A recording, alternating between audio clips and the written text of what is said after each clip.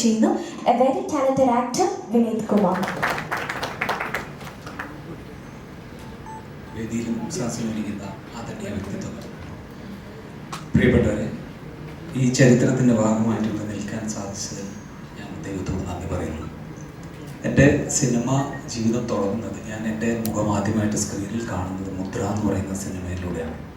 അതുപോലെ എൻ്റെ മുഖം ഇന്നും ഓർക്കാൻ എനിക്കൊരു സിനിമ തന്നതും സിബിസാറാണ്, ദേവദൂതൻ. വളരെയധികം സന്തോഷത്തോടുകൂടിയും ബഹുമാനത്തോടുകൂടിയും ആദരവോടുകൂടിയും ഞാൻ ഈ സിനിമയുടെ ഭാഗമാകാൻ സാധിച്ചതിൽ അദ്ദേഹത്തോടും ഇതിൻ്റെ എല്ലാ പ്രവർത്തകരോടും നന്ദി പറയുന്നു.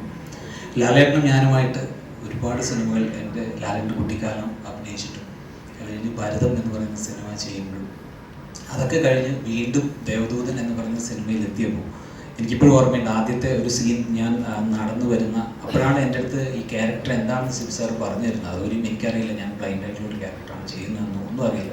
ആ ഒരു ഷോട്ട് എടുത്ത് ഞാൻ ഇറങ്ങി വരുമ്പോഴാണ് ഞാൻ ലാലേട്ടനെ കുറേ നാളുകൾക്ക് ശേഷം കാണുന്നത്.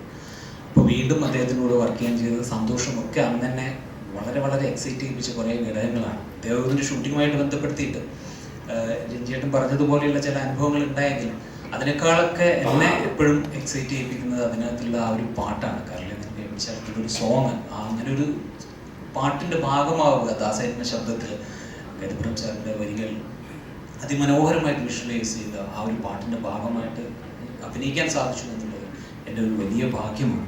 അതുപോലെ എനിക്ക് എൻ്റെ ഒരു അനുഭവം, വളരെ രസകരമായിട്ടൊരു അനുഭവം, എനിക്ക് ഇഷ്ടമുള്ളൊരു കാര്യം, ആ സിനിമയുമായി ബന്ധപ്പെട്ടൊരു കാര്യം ഇനി വീണ്ടും കാണുമ്പോൾ നിങ്ങൾ തിയേറ്ററിൽ നിന്ന് ശ്രദ്ധിക്കാൻ വേണ്ടി ഞാൻ പറയുന്നു. ഞാൻ ആദ്യമായിട്ട് ദേവദൂതൻ തിയേറ്ററിൽ കാണുന്നത് NS തിയേറ്റർ എന്ന് പറയുന്ന കണ്ണൂരിലുള്ള തിയേറ്ററിലാണ്.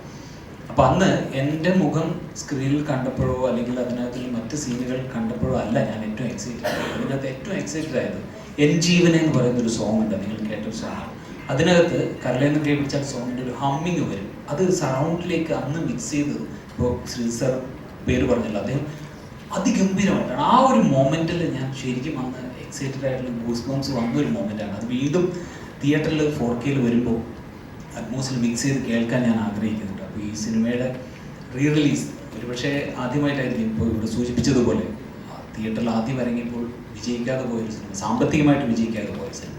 സിനിമയുടെ വിജയം എപ്പോഴും സാമ്പത്തികമായിട്ട് തന്നെ ആയിരിക്കണമെന്നില്ല എന്നുള്ളൊരു തെളിവാണ് ദേവദൂതൻ. കാരണം അത് പ്രേക്ഷകരുടെ മനസ്സിലാണ് വിജയിക്കുന്നത്. ആ വിജയത്തിൻ്റെ ഭാഗമായി ഇവിടെ നിൽക്കുന്നു എന്നുള്ളതിൽ ഒരിക്കൽ കൂടി നന്ദി രേഖപ്പെടുത്തിക്കൊണ്ട് എല്ലാവരും തിയേറ്ററിൽ വന്ന് ഈ സിനിമ കാണണമെന്ന് പറയുന്നു.